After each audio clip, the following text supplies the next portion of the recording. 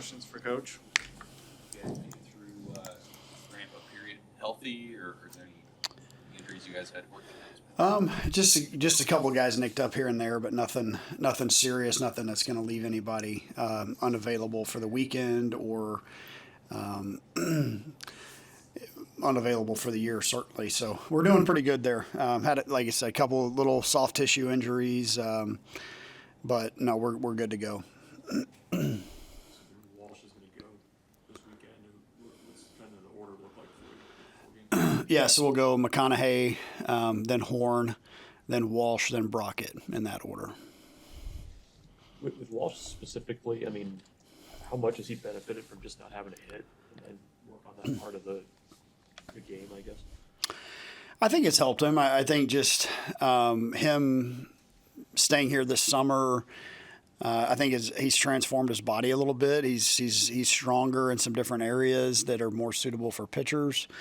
I think he did some things this summer that got him moving a little faster on the mound than when we've seen him at his best. I mean, his misses are always really small, but when he's moving faster, his margin for error is a little bit bigger because his stuff is a little sharper. He doesn't have to rely on, trying to sneak 87 by guys as much anymore. So I think it's benefited him. I think more than anything, just him staying home this summer, making that decision to just kind of go to work on some of that stuff has allowed him to be in this position to start opening weekend. How are second and first base kind of coming together too? And you get a lot of options there. How has that sort of gone here the last few weeks? Yeah, I think there's certainly some ongoing battles. We're not at the finish line with opening day. But that being said, I think Sanderson's kind of entrenched himself as an everyday player with his body of work from last year, this summer certainly, and what he's shown, back this spring especially. He's a little rejuvenated. I think this fall he went right into it after getting 350 at-bats last spring and summer. So he's been great this spring. He's kind of entrenched himself as an everyday player over there at first base, and he's very good defensively over there. And I think, Brumbaugh has kind of settled himself into that leadoff spot and second base position. No problems with injuries. He's feeling good. He's feeling healthy, and look forward to seeing him stay healthy for a full year for us. Those guys at first specifically, so Sanderson would be in that mix. Is Swanson playing some first as well? No. We got Stone still over there. Yeah, Stone's still over there. Swanee has taken the glove over there a few times in the indoor setting. Max Butenbeck has done the same. You could put Overbeek over at first base as well. So I don't, Sanderson handles left-handers pretty well too, so I don't really see a platoon situation with him. I think as long as, he's doing what it takes to help with the team win, he'll be in the lineup and playing first base. What does Brumbaugh specifically kind of give you in a leadoff type role? I mean, he was in there a little bit last year. Yeah. I mean, what does he bring there? Yeah, I just think he's a very confident hitter. He knows kind of what he's trying to do at the plate and also maybe kind of what the pitcher's trying to do. You alluded to it. I mean, he has experience doing it. He did it a lot for us last year. He did it all fall. He just done it all spring. And he's versatile to where he could go hit an RBI spot if we felt like we needed that. What I'm hoping is that we have those guys already and that Brum can stay in the leadoff spot. And, he just kind of provide that spark for the team. When he's doing what he needs to do, he's setting the tone for the group. And he just has a good eye at the plate, too. He's a over 400 on-base guy and guy with certainly really, really good speed and, can get around the bases pretty well. You've already mentioned about 10 different guys that all have extensive experience. How deep is this team? Yeah, I think that's always the age-old question before every year, right? It's like, the depth's better this year, I think that's just by nature. We feel like it is. We want it to be. I feel like because we have so many returning players that weren't just role players last year, that were everyday players, you have a sense of what they can do. And then we've seen them play in high-pressure situations, obviously. We see how they respond to that. so you name all those guys, we could roll an entire lineup out the same almost. Obviously, Josh Caron's, big shoes to fill, but then you also have a bunch of guys that we don't talk about as much that have played really, really well too, that give you options. Ultimately, what I'd like to have is, at least 5 or 6 guys that are entrenched. I mean, I think you need to have that. You need to have guys that establish themselves as everyday players, and when they do that, they're just consistent over the course of the year. And then you've got some spots maybe in there, 3 or 4 of them, that you can kind of mix and match and play some matchups and defense and some of those things. So I feel like we've got that offensively and on the mound. At the end of the day, we're going to end up riding, a few guys that show that they can help us win.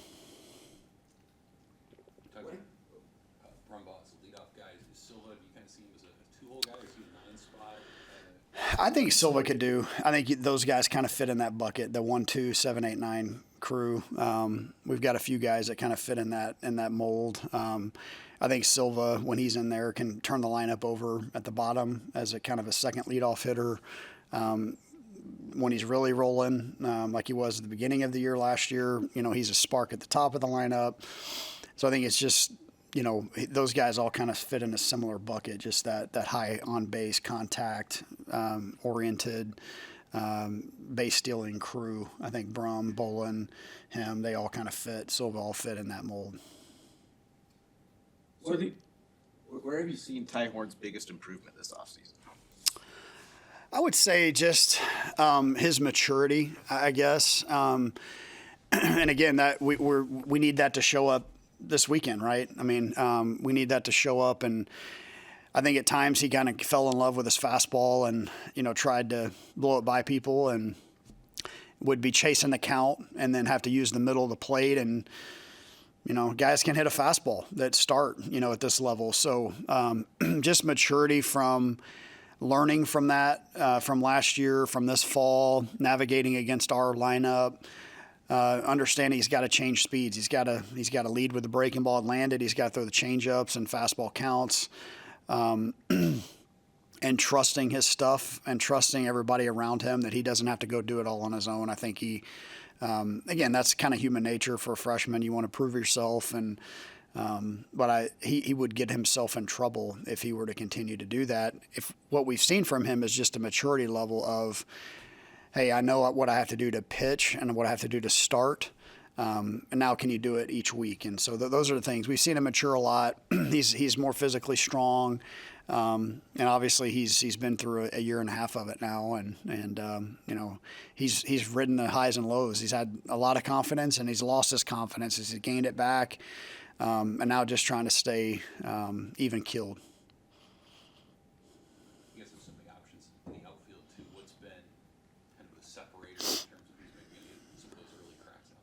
Yeah, like I said, I think you have. I think you'd like to have a couple of guys there on the corners that you feel like you can just roll out there, and you just, Swanee. We've seen him at his very best. We've seen him when he's had some hard times, right? But he's navigated those things now, and when he's a senior, he's a guy that needs to be in the lineup for us. He needs to produce and needs to be in the lineup. But again, he doesn't need to chase stats. He's got to chase good at-bats. And I think that's where he got himself in trouble some last year. Early he was chasing the accolades and, some of that stuff that was coming his way, the draft status. I think he'd be the first to admit that, and he's just in a different headspace now. So when he's right, we know he's one of the best hitters in the conference. He's an All-American type player. Cale Frost is kind of in that same mold, right? I mean, you need some run producers. You need some guys that have done it, have seen the ups and downs. Frost his more ups and downs have come since he's been here and faced our staff. But he's really trending in a direction of a guy that, you want to see up at the plate. And so then you've got kind of some other guys in that Butenbeck mold that has been awesome and, has a shorter track record, but one nonetheless. And like you said, you've got Silva and Bolin and some others that are kind of fighting for at-bats. So I'd like to have a set corner. I think you can play defense late in games with some of those guys. One of those two will be playing center field between Silva and Bolin. But I think they'll ultimately, if we're winning late, they'll both be on the field at the same time. 4 different opponents and pretty stiff competition this weekend. How much do you expect to learn about your team? Well, you learn every time you go out, that's for sure. But right out of the chute, playing these type teams, it's kind of like last year. I thought, we left the weekend 1-2, but I felt awfully good about our team. Not that we played close and lost, but just that there were some moments there that didn't pass us by that the other team just took advantage of. And so I feel like we're gonna find out a lot, but it doesn't define our season either. I think we just have to stay very consistent in what we do. And we have a veteran club. We have a bunch of guys that have seen it, have been there and done that. And, but they understand also that it's a new season as well. So we'll learn a lot, just like we do any weekend. But certainly playing in that type of venue against those opponents that we're going to play this weekend, starting with Irvine especially, we'll learn a lot pretty quick. You settled on a catcher.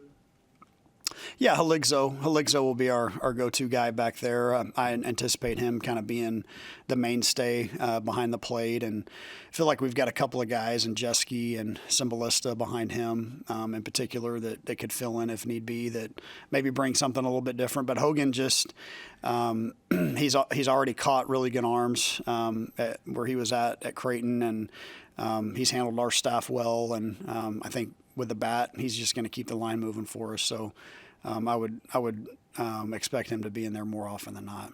How do you plan to use Jalen Worthley this year? Yeah, J-Dub will be coming out of the pen still. I think that's just kind of a consensus conversation with him and us of, sure, I'd like to start, Coach, but I think if I start, then maybe the bullpen is not as strong. And so that's pretty incredible for not only him, but others that we have that are just the culture says we're here to win and we're here to compete to win. And so what's that look like? For my role, I don't really care as long as I'm in the middle of helping us win. So Jalen wants to be there with the big moments. He understands that those moments may be in the 7th or 8th inning, just as much as the first. So he'll be coming out of the pen.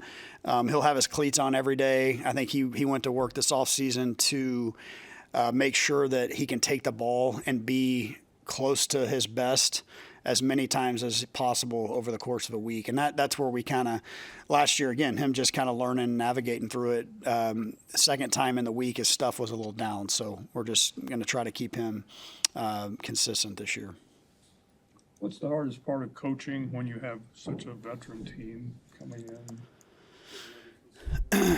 I think we ran into more of what you have in the fall with a veteran team. The fall is so far away from the season that the veteran guys just kind of want to fast forward to the spring, knowing that they can't do it, but the fall gets a little bit lost on some of those older guys because they understand that if I hit 450 this fall, it doesn't mean anything. I mean, I have to be ready to go when spring rolls around. So I haven't had that issue this spring, though, because the guys kind of, since they've been here in January, they understand the urgency that it takes to win. And I don't want to say they flipped the switch on, but in a lot of ways those guys have. They have really done a good job there. So sometimes the challenge can be egos. Guys, last ride, hey, what's in it for me? Not with this team. These guys I've already met with half the hitters and had a couple of conversations with guys that could go sideways if we had some egos, and they say, Coach, we understand that it's going to take all of us to win anyway. So whatever that looks like, we trust you. And that's a good feeling. I think it speaks to the culture that we have in our clubhouse, that those guys are just kind of bought into what we're doing. Any more questions? Thanks, Coach. Yeah, thank you. Thanks. Good to see you. Questions for Dylan? How much more comfortable are you as a shortstop than you were a year ago? Yeah, I mean, my freshman year I was at third. This past year at short. And with a year under my belt, I'm totally confident with being there and knowing that I got great guys around me to help build my confidence. Makes playing short a lot easier. Are there certain plays that you feel like maybe you could make this year that you couldn't a year ago? Was it mental? Kind of in what way do you feel like that'll show up this year? Yeah, so Jaron Cotton, he's been working with me at shortstop as well. He's really challenged me in regards to my range and what balls I can get to. So with that being said, I feel like I've gotten better in regards to my range and what balls I can get to. Is there, I guess, an emphasis for you in the fall and maybe the spring plate, or I guess, how have you kind of tried to build yourself as a hitter, especially? Yeah, I mean, just being simple. The more I'm in my head, the worse I am. So allowing myself to just trust in the process. Coach Sirianni really emphasizes just trusting our plan at the plate, and if you can just do that, it makes every situation a lot easier. In regards to like going up to the plate with like runners on second and third, and you want to score a run, just sticking to the approach, not the situation. What do you feel like this offense can be? I mean, pretty much everybody but Karen's back. I mean, what's the benefit of that? And I guess maybe what have you guys seen from this group over the last month or so that you guys have been practicing together? Yeah, I think the word that sticks out for us is maturity. We understand what we need to do in order to be successful. So. Kind of building on that, though, I mean, like, if it's mostly the same core group of guys, like, where's an area that maybe this offense can take a step forward with the same group of guys as last year? Yeah. So I think we got a lot of guys out of the portal, plus some freshmen that they have great speed. So I think in regards to stealing bases and playing small ball is going to be a huge factor in this year's Husker baseball team. How much you guys learn about yourselves going against some really strong competition right out of the gate? Yeah, I think it's going to prove that we're just as good, if not better, than a lot of these great teams. We're super thankful for the opportunity to be a part of this upcoming tournament and everything after that. But it's going to show what we can do and what we can prove to the country. You take some leadership responsibility 2 years worth of starting and.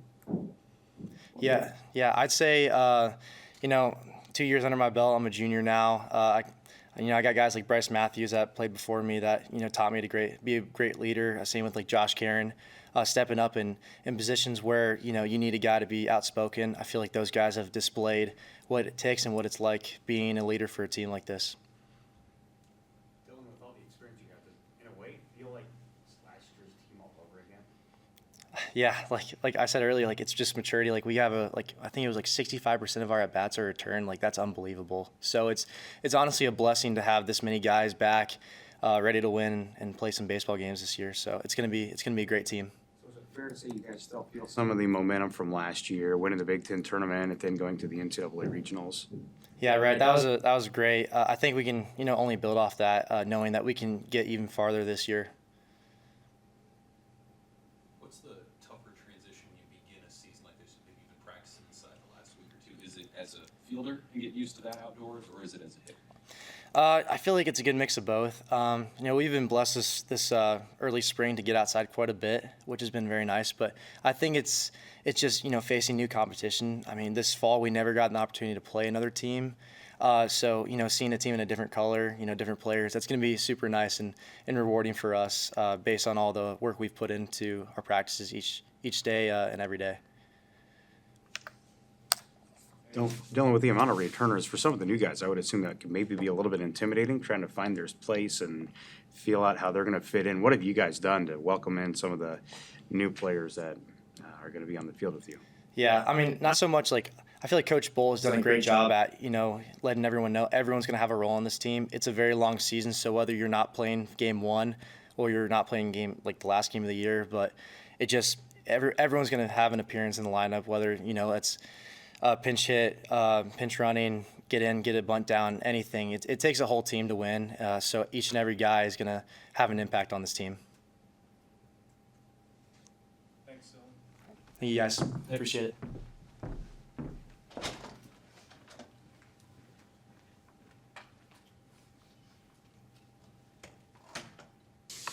Questions for Will?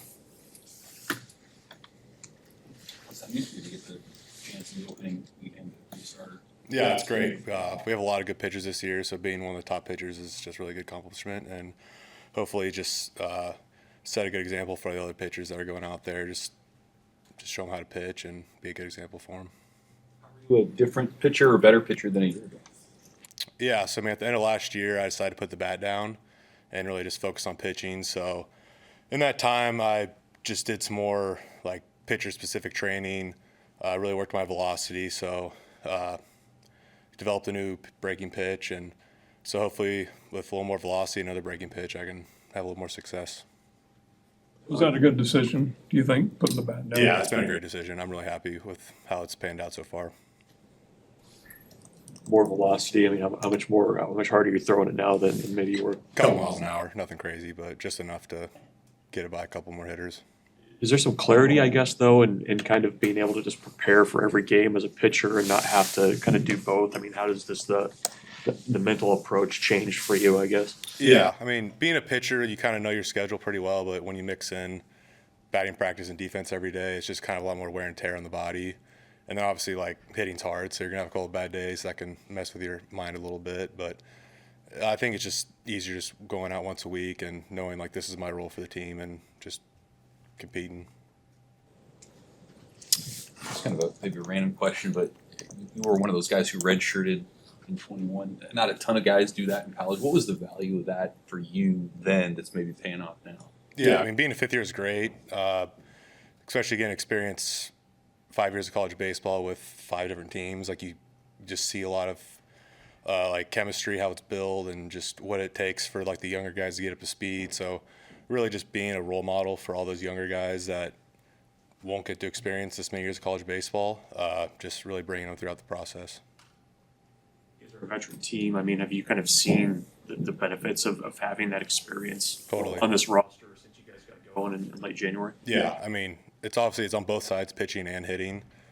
Just a lot of guys returning on the pitching staff side of things. We also have a lot of new guys with the pitching staff, so just seeing that dynamic of a bunch of old veteran guys interacting with all the younger guys, really bringing up to speed has been good. And then on the hitting side of things, like, you see it every day with the older guys like Overbeek, Carey, Brumbaugh, just being great role models and setting an example for all the younger guys. What's it like working with Coach Childers? He's great. He preaches a lot of things that I personally love to do on the mound, just throw strikes, throw off speeds and hitters counts, and just keep them off balance rather than just seeing how hard you throw it and hopefully you don't hit it. Just more of a systematic approach to pitching rather than just throwing it over the plate. You're the last guy left from that 21 team that won a Big Ten championship. You've been a part of 2 of those teams. Are there qualities from those teams that you see with this group now?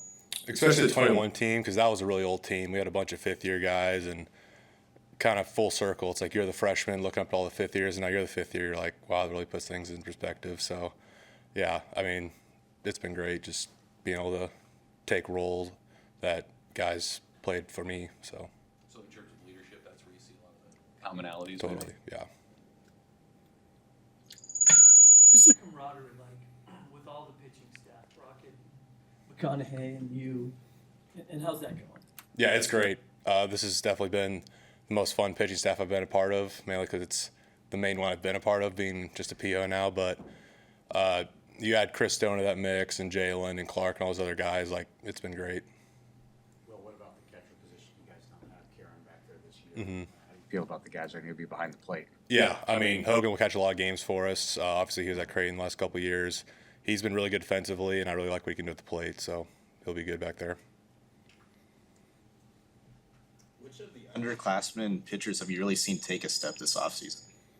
Especially this offseason, I'd say Price Bender. He's been a guy that he actually was two-way in the fall and just decided to focus on pitching for the spring. And he's a guy who's dropping the slot sideways, up, down, whatever. He can run up to 90 and spin a good slider. So I think he'll be good just facing righties in the lineup.